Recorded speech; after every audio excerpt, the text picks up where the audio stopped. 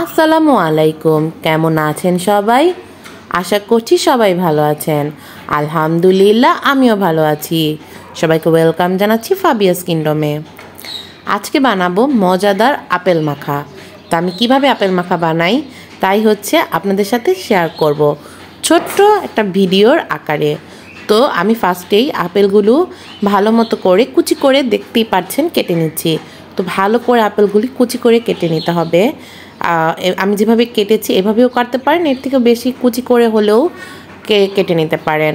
অনেকেই এভাবে apple normally apple খেতে চান না, তো আপেল মাখা করে খেলেও কিন্তু অনেক বেশি মজা লাগে। আমি কিন্তু অনেক মজা করে খেয়েছি। তো এখন আমার আপেল মাখা কাটা শেষ। এখন হচ্ছে আমি এখানে একটু কম পরিমাণে সামান্য পরিমাণ স্বাদ অনুযায়ী বিট লবণ দিব হচ্ছে চিলি ফ্লেক্স, আর দিব হালকা একটু চিনি। তারপর আমি ভালো করে আমাদের মতো ঝাঁকিয়ে নেব।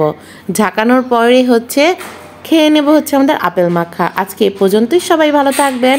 আসসালামু আলাইকুম। ভিডিওটা কেমন লেগেছে জানাবেন, আর ফ্যামিলি ফ্রেন্ডদের সাথে শেয়ার করবেন। আল্লাহ হাফেজ। আসসালামু আলাইকুম। দেখছেন কিভাবে আপেল মাখা শেষ হয়ে যাচ্ছে? এভাবে কিন্তু করে খাবেন।